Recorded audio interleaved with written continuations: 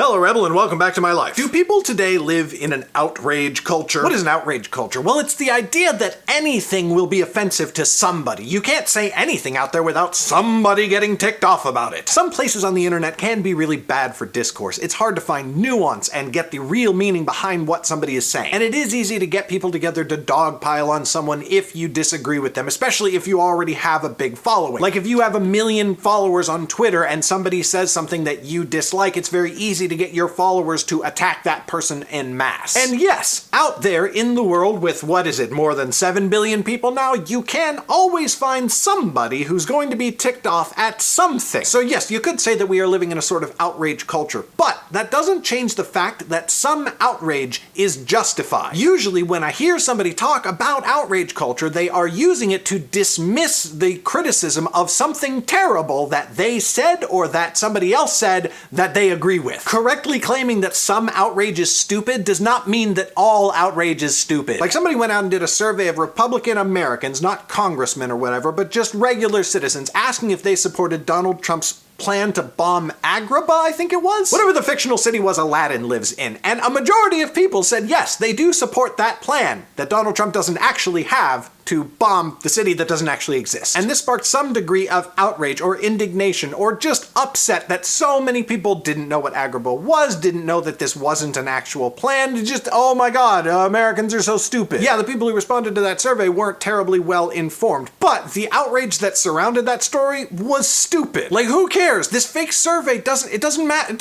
affect anything. But you can't then use that to say that outrage over Donald's actual plans to remove actual rights from women and the LGBT community and people of color isn't justified. There is stupid outrage and then there is justifiable outrage at really crappy things going on. The outrage over the war on Christmas is dumb. It's just dumb. Outrage over human rights violations is not dumb. That's a perfectly natural human reaction. We should be pissed off. And of course, what is the difference here? Well, as always, facts actually matter. Facts matter. There is actual objective truth out there that can be discovered. And so if somebody is pissed off because something that you're doing is harmful to them, yeah, that's outrage and it makes sense. And you can't claim that people shouldn't be ticked off about it just because some other people are ticked off about something that doesn't really matter. Yeah, maybe if people stopped doing terrible things to each other, there would still be outrage culture. Maybe even then, people would still find silly things to be upset about.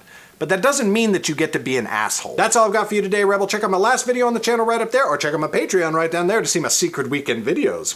Thank you so much for watching, and I will see you on Monday. Bye!